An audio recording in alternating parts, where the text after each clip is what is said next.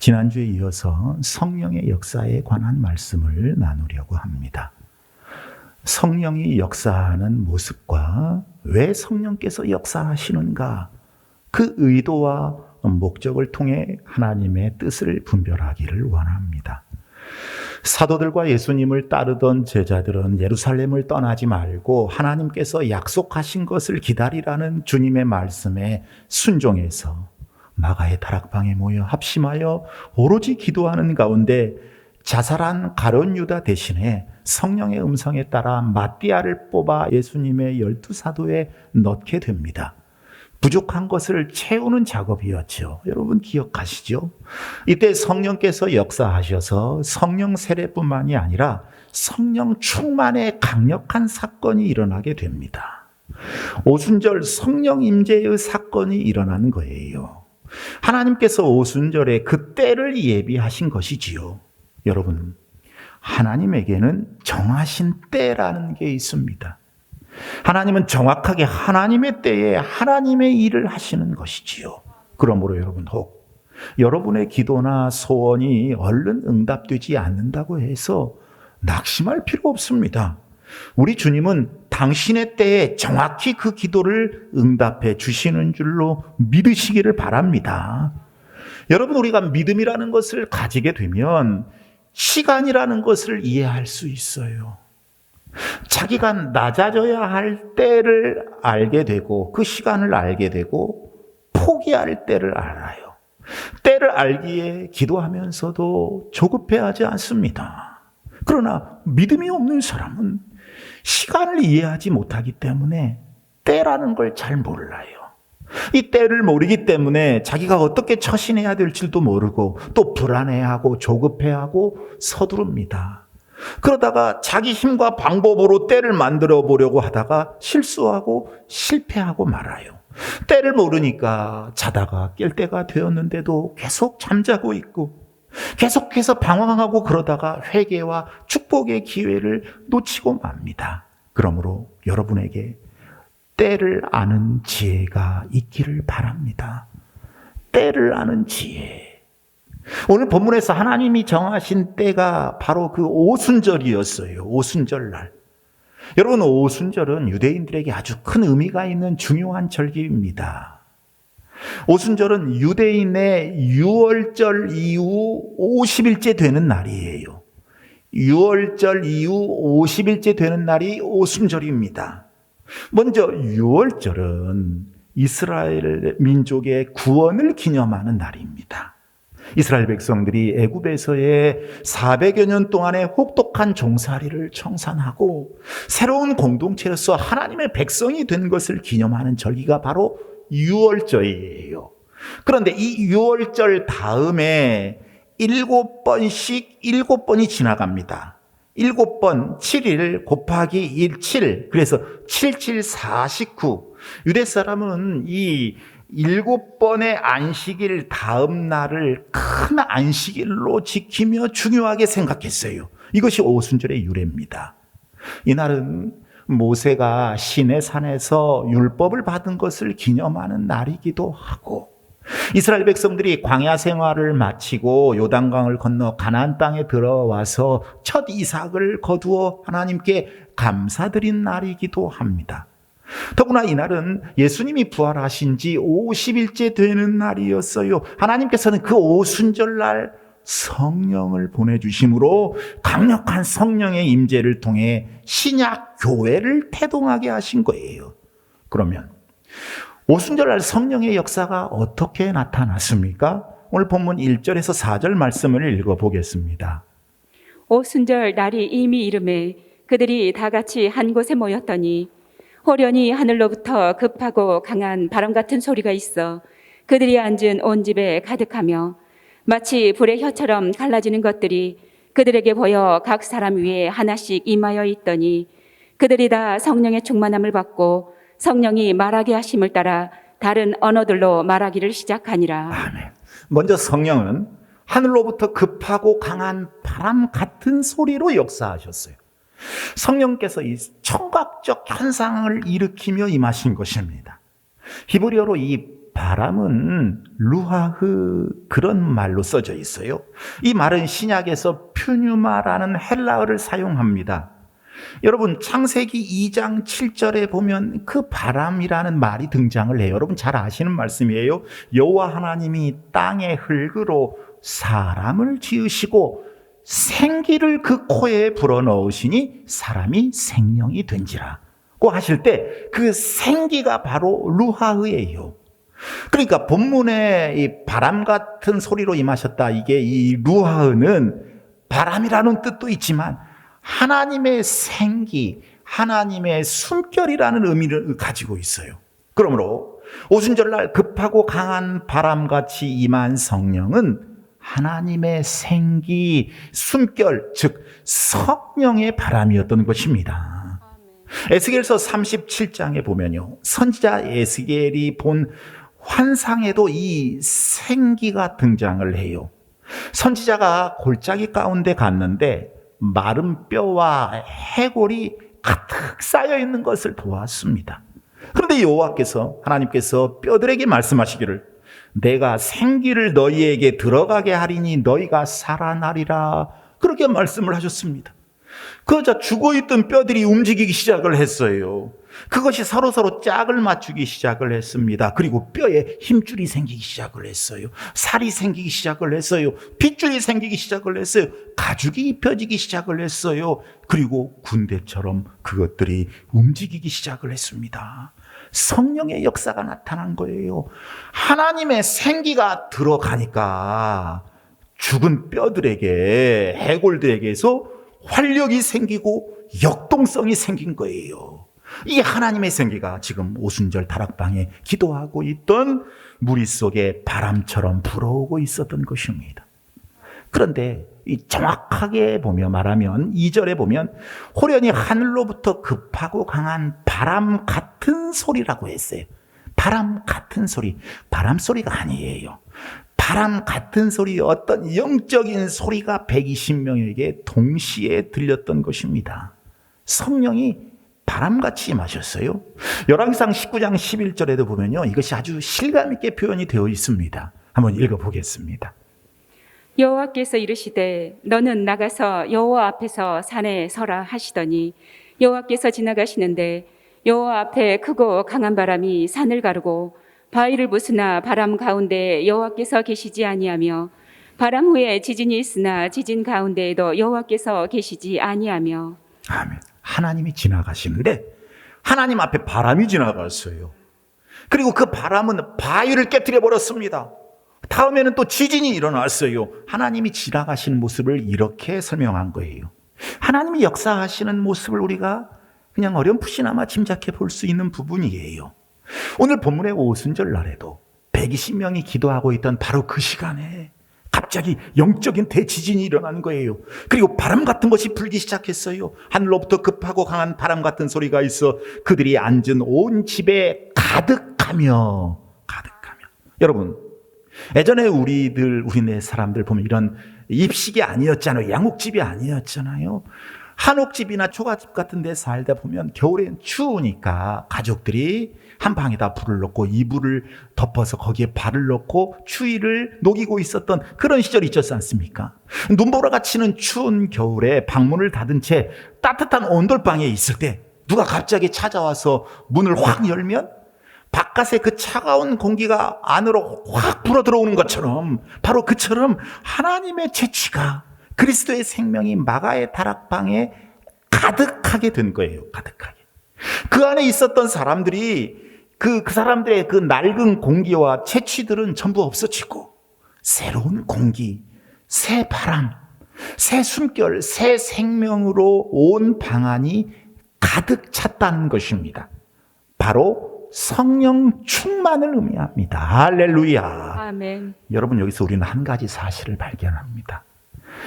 성령의 역사란, 신앙생활이란 어떤 단순한 교리나 이론이나 관념이 아니라는 사실입니다.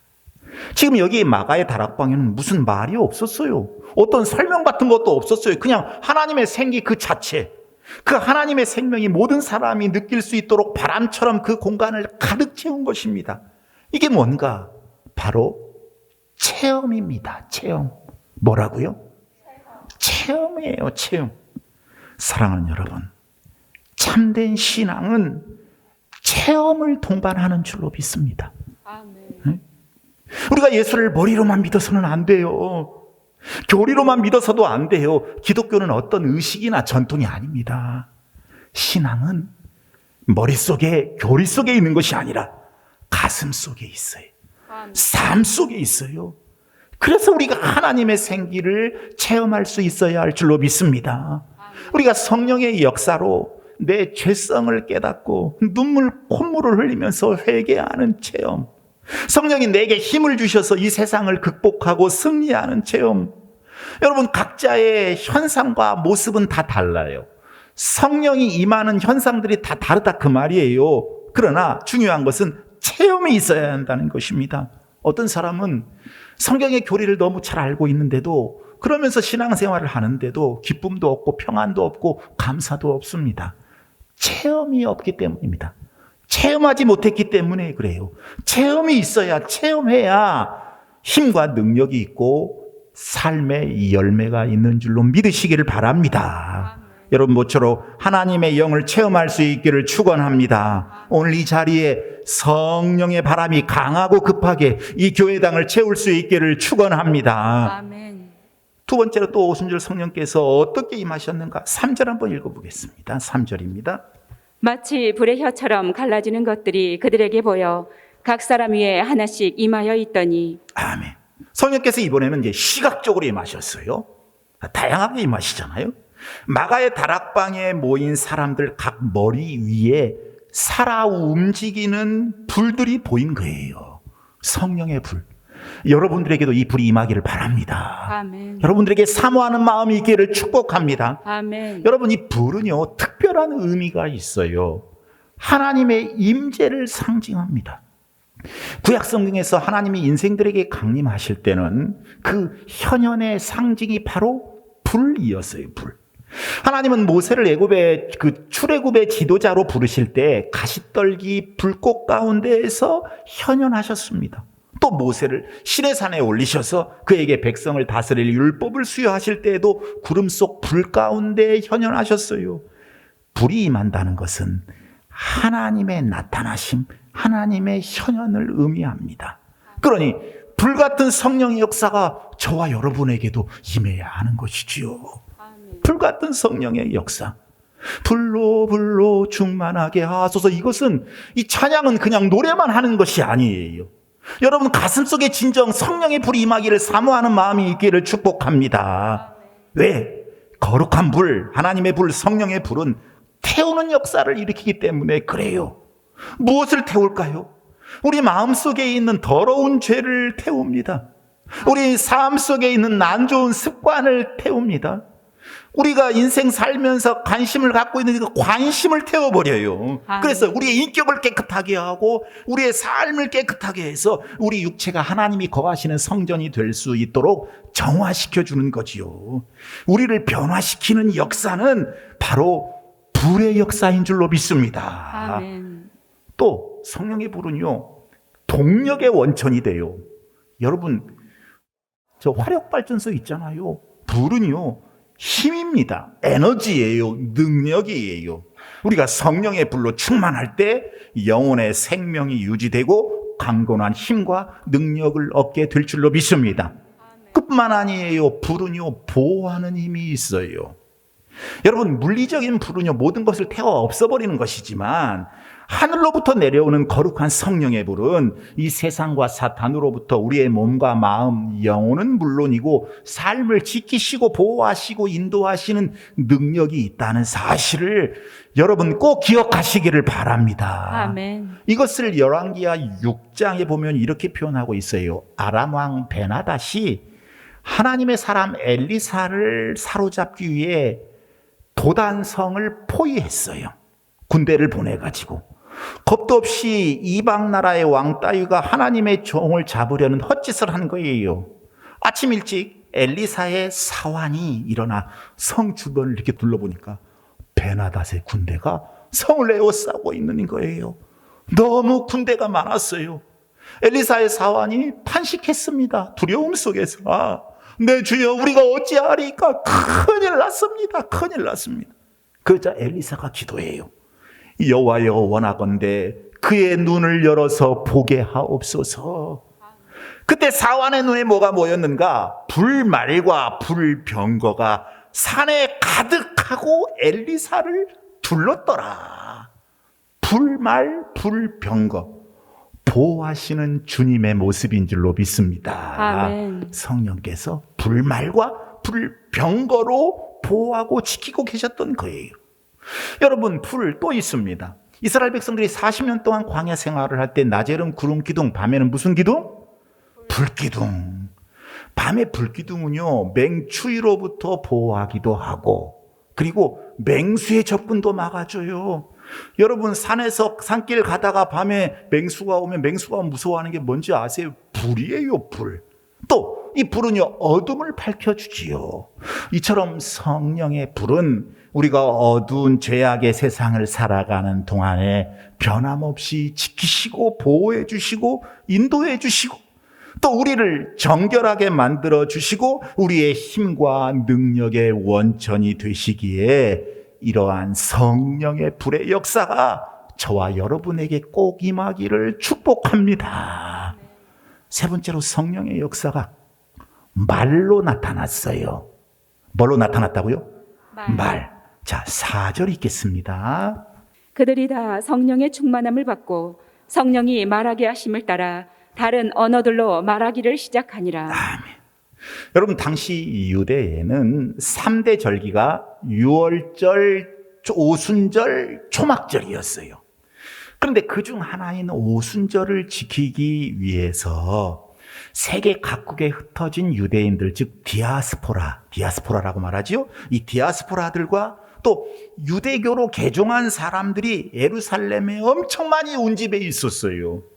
그런 가운데 성령 강림 사건이 일어나서 제자들이 방언을 하게 됩니다. 여러분, 성경에는 두 가지의 방언이 나와요. 하나는 소위 신령한 영적 은혜를 체험한 사람들이 말하는 고린도전서 14장에 나오는 그런 방언이 있어요. 우리 성도들 가운데도 그런 방언을 하시는 분들이 계시지요, 제법. 그런 방언은 다른 사람들이 잘 알아듣지 못합니다. 무슨 말을 하는지. 그런데 여기서의 방언은 그런 방언이 아니라 외국 언어를 말하는 방언이에요. 제가 집사 시절에 금식 기도를 하는데 이제 강사 목사님이 이렇게 둘씩 짝 기도를 시키는 거예요. 상대방을 위해서 기도하라고. 그래서 남자는 남자대로, 여자는 여자대로, 그 나이도 비슷한 대로 해가지고 저도 한 제 파트너가 있어서 서로를 위해서 기도하는데, 저도 방언으로 기도하고 그분도 열심히 방언으로 저를 위해서 기도해 주는데, 제가 집중을 안 한 건지 어쩐지는 모르겠는데 한참 듣다 보니까 어디서 중국말이 들리는 거예요. 저는 중국말 못해요. 근데 보니까 저를 위해서 기도하는 그분이 중국 방언을 하고 있는 거예요. 바로 이거예요, 이거. 자, 여러분 5절에서 11절까지 말씀 읽어보겠습니다. 그때 경건한 유대인들이 천하 각국으로부터 와서 예루살렘에 머물러 있더니 이 소리가 나매 큰 무리가 모여 각각 자기의 방언으로 제자들이 말하는 것을 듣고 소동하여 다 놀라 신기하게 여겨 이르되, 보라, 이 말하는 사람들이 다 갈릴리 사람이 아니냐? 우리가 우리 각 사람이 난 곳 방언으로 듣게 되는 것이 어찌 됨이냐? 우리는 바데인과 메데인과 엘람인과 또 메소포타미아, 유대와 갑바도기와 본도와 아시아, 부르기아와 밤빌리아, 애굽과 및 구레네에 가까운 리비아 여러 지방에 사는 사람들과 로마로부터 온 나그네 곧 유대인과 유대교에 들어온 사람들과 그레데인과 아라비아인들이라. 우리가 다 우리의 각 언어로 하나님의 큰 일을 말함을 듣는도다 하고 그랬어요. 여러분, 마가의 다락방의 제자들이 성령 충만함을 받아서 열심히 말로 하나님의 큰 일을 설교하는데, 예수님의 제자들이 다양한 외국어를 방언으로 유창하게 구사해서 이 제자들의 방언이 예루살렘에 모여있던 세계 각국에서 온 사람들에게 다 자기 나라의 말로 들렸다는 거예요. 여러분, 갈릴리를 배경으로 살았던 예수님의 제자들, 비천하고 많이 배운 사람들 아니잖아요. 학식이 없던 사람들이잖아요, 별로. 그런데 전 세계의 언어를 자유자재로 구사하게 되었다 하는 것이지요. 성령이 임했기 때문인 줄로 믿습니다. 아멘. 여러분, 이 사건의 의미는 대단히 큽니다. 이 사건이야말로 창세기에서 나타난 바벨탑의 비극을 극복한 사건이라고 말할 수가 있어요. 여러분, 바벨탑이 뭐예요? 바벨탑은 인류가 하나님처럼 높아지려고 만든 거잖아요. 교만의 극치예요.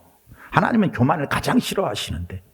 그런데 원래는 언어가 하나였는데 그 바벨탑이 무너질 때 민족과 민족들이 분화되어서 사람들이 서로 언어를 통할 수 없는 비극을 경험하기 시작을 했어요.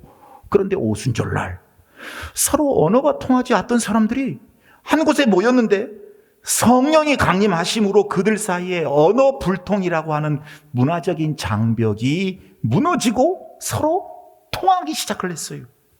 민족과 민족 사이에, 집단과 집단 사이에, 개인과 개인 사이에 이제는 서로 통할 수 있게 되었습니다. 이제는 언어로 무언가 이루어질 수 있게 되었어요. 언어로 뭔가 할 수 있게 됐어요. 기억하셔야 돼요. 그러면 왜 하나님께서는 이러한 성령의 역사들을 일으키셨는가? 이것이 키포인트예요. 이게 핵심되는 오늘 메시지입니다. 여러분, 오늘 본문에는 성령 강림의 모습이 바람 소리 같이 불의 혀 같은 모습으로 그리고 방언으로 나타났습니다. 여기서 주의해야 할 것은 성령 강림에 대해서 이렇게 묘사한 것을 우리가 성령이 오실 때는 반드시 이러한 현상이 나타나야 하는 거구나, 이렇게 오해해서는 안 됩니다. 성령 강림은 바람 소리는 불의 혀 같은 소리, 이렇게 규정지어서는 안 된다, 그 말씀이에요. 성령의 임재의 체험은 사람마다 다 다르게 나타날 수 있습니다. 여러분, 예수님께서 요단강에서 세례 받으실 때 있었던 그 성령 강림 사건에는 하늘이 갈라지고 비둘기같이 내려오셨다, 그렇게 기록을 하고 있잖아요. 그러니까 성령 체험의 모습은 다 달라요. 그래서 어떤 사람은요, 바람 같은 것을 정말 느끼고, 또 어떤 사람은 혀같이 갈라지는 불을 경험하기도 하고, 또 어떤 사람은 배우지도 않는 이런 다른 방언, 즉 다른 언어, 즉 방언을 말하기도 합니다. 또 어떤 사람은 성령의 임재 사건을 통해서 환상을 보기도 하고, 또 어떤 사람은 강력한 몸의 진동이 일어나기도 하고, 우리 교인들 중에도 여러분 계세요? 또 어떤 사람은 갑자기 지루한 일상을 깨는 뜨거운 소망이 막 불덩이처럼 가슴에서 솟아나는 그런 경험을 하기도 합니다. 중요한 것은 성령 강림 그 자체에 대한 묘사, 모습보다는 성령이 강림해서 성령으로 충만한 사람들에게 나타난 특징을 주목해야 돼요. 성령 강림 후 그들이 무엇을 했는가? 이걸 보면 하나님께서 왜 성령을 강림시키셨는가, 왜 성령 충만하게 만드셨는가를 우리가 알 수 있어요. 여러분, 바울 사도는요, 고린도 교회에 보낸 편지에서 성령을 받은 자에게 두 가지 뚜렷한 특징적인 변화가 나타난다고 말씀을 했습니다. 하나는 여러 가지 은사가 나타난다고 했어요. 어떤 사람에게는 성령으로 말미암아 지혜의 말씀이 주어지고, 어떤 사람에게는 성령으로 말미암아서 병 고치는 은사가 나타나고, 어떤 사람은 영을 분별하는 은사, 어떤 사람은 각종 방언을 말하는 은사 등등 여러 은사들을 선물로 주십니다.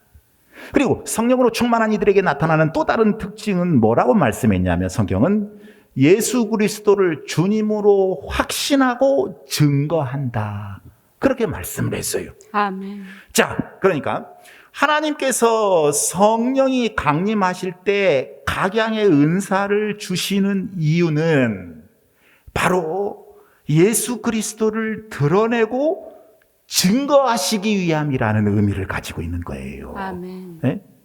오순절 성령 강림의 사건은 바로 전도 선교에 있었습니다. 하나님의 생기, 잘 들으세요?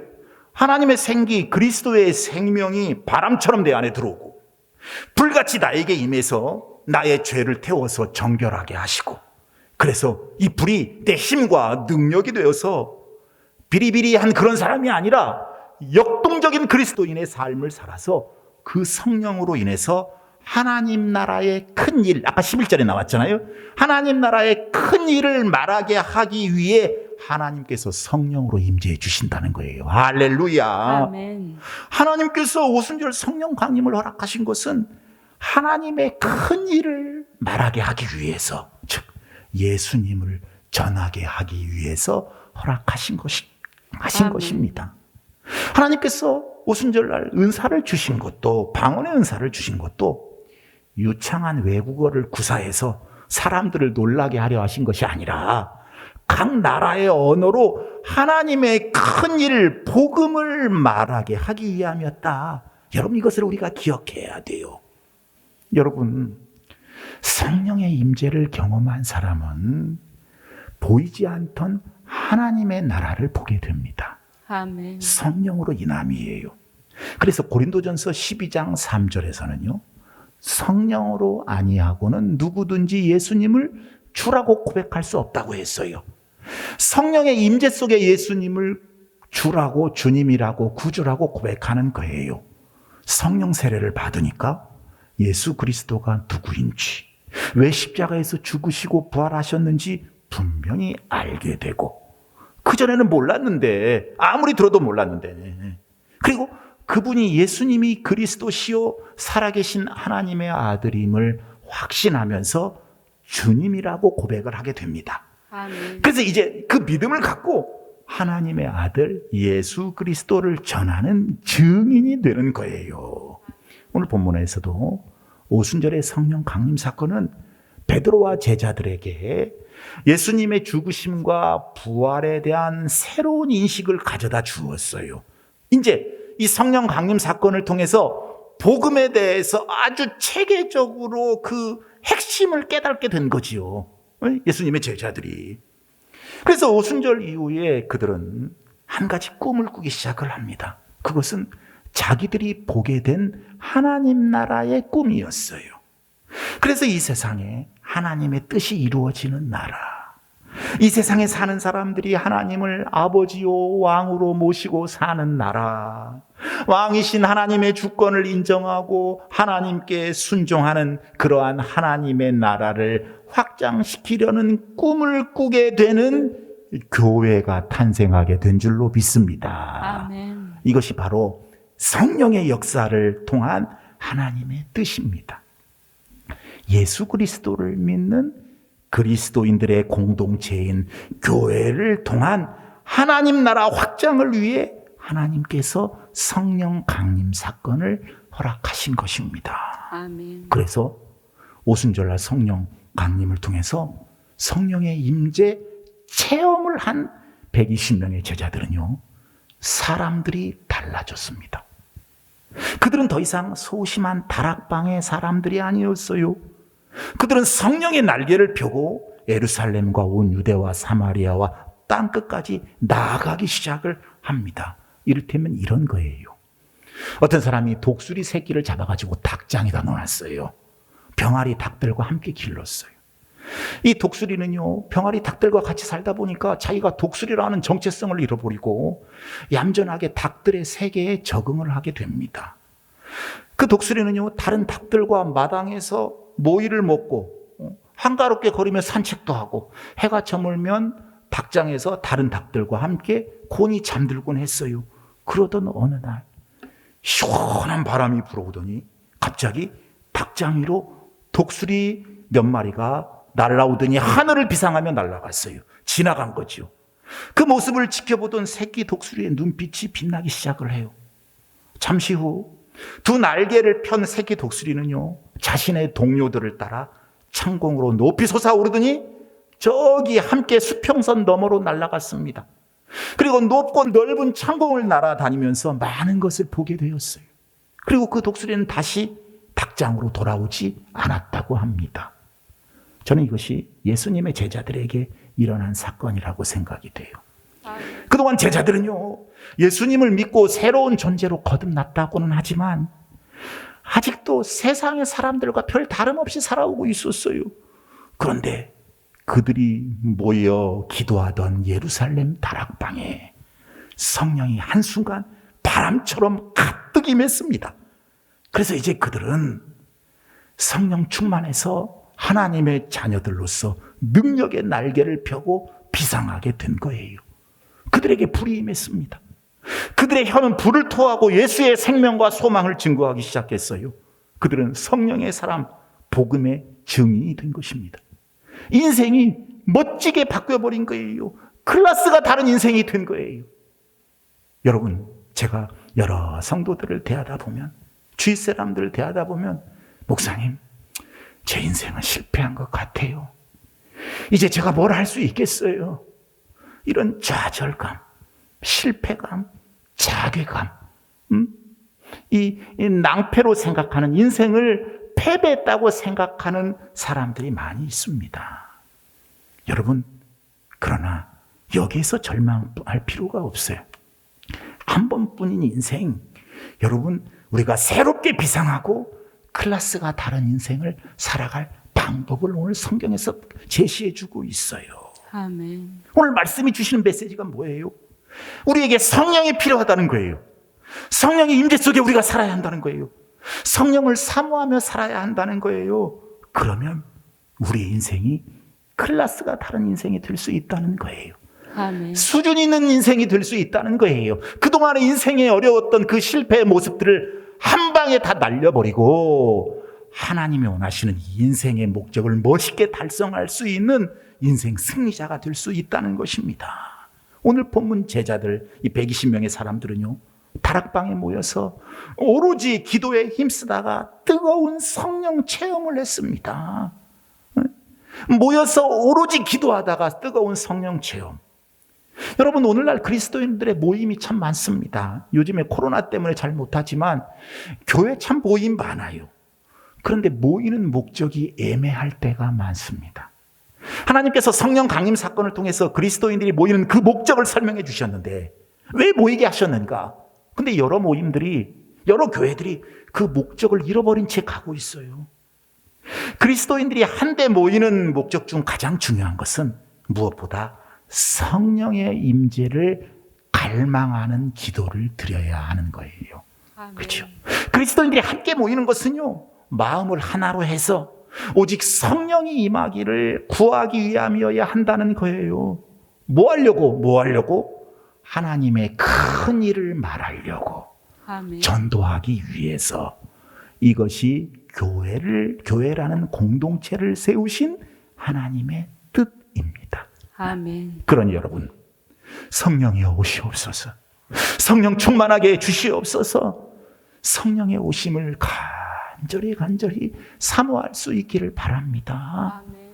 성령 충만은 기도하는 자에게, 사모하는 자에게 주시는 하나님의 선물이에요.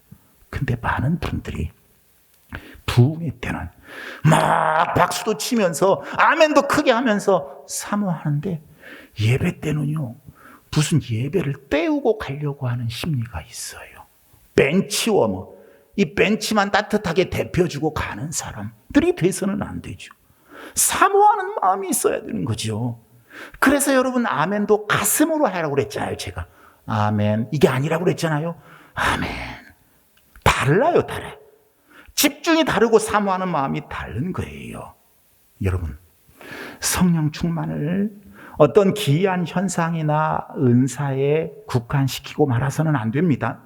성령 충만을 통해서 내가 그리스도인이 된 목적을 이루어내야 되는 거예요. 여러분, 이 목적을 향해 갈 때 하나님께서 성령 충만을 주시고 그리스도인들이 비리비리한 그런 삶이 아니라 주님이 주시는 성령의 능력을 통해서 힘 있는 삶, 능력 있는 삶, 역동적인 삶으로 먼저 복을 받고 이 복을 가지고 하나님의 큰 일을, 전도를, 선교를 감당할 수 있는 것입니다. 아멘. 그러니 여러분, 하나님의 큰 일, 복음을 전하는 것에 집중하기 위해서 성령을 사모하시기를 바랍니다. 사모하시기를 바랍니다. 아멘. 예수님을 하나님의 아들, 나의 구주로 영접하면요, 내 안에 성령께서 내주하십니다. 그런데 여기서 끝나는 게 아니에요. 내주하시는 성령을 내 마음속 저기 구석대기에다가 모시고 사는 사람이 있어요. 또 어떤 사람은 한 중심에 내주하시는 성령님을 내 주인으로 모시고 사는 사람이 있어요. 인생은 천지차이입니다. 아주 달라요. 달라요. 성령의 역사가 미미한 사람이 있고 성령이 충만한 사람의 인생은 그 클래스가 대단히 다르다는 거지요. 사랑하는 여러분, 아까 독수리 이야기를 했습니다. 여러분의 모습은 어떻습니까? 여러분들은 비상하며 날아가서 창공을 나르며 전도 대상자를 물색해서 하나님의 큰 일을 전하는 독수리입니까? 아니면 아직도 닭장에 갇혀서 내가 독수리인지 닭인지, 아니 닭으로 생각하고 정체성 없이 생각하는 그런 생각 없는 독수리입니까? 어떤 분들은 주위 사람들을 보면 저 사람이 과연 구원 받았을까? 저 사람 예수님 모시고 사는 사람일까? 사람들만 보면 이거 생각해요. 그 사람은 성령이 몸에서 흐르고 있는 성령이 강하게 일하시는 창공의 독수리 같은 존재예요. 그러나 만약 주위 사람들, 옆 사람에 대해서 아무 생각도 안 나면 그것은 그 사람의 영혼이 먹통이 되어 있다는 증거예요. 성령의 지배를 못 받고 있다는 것이죠. 성령을 저기 구석택에다 모시고 산다는 것이지요. 이런 것을 부끄러운 구원이라고 말들 하잖아요. 그럼 여러분, 모쪼록 여러분에게 성령 임재의 체험이 있기를 바랍니다. 아멘. 120명의 문도들이 열심히 오로지 기도했다고 그랬잖아요. 한마음 한뜻으로 여러분도 기도하면 성령의 충만함을 덧입을 수 있습니다.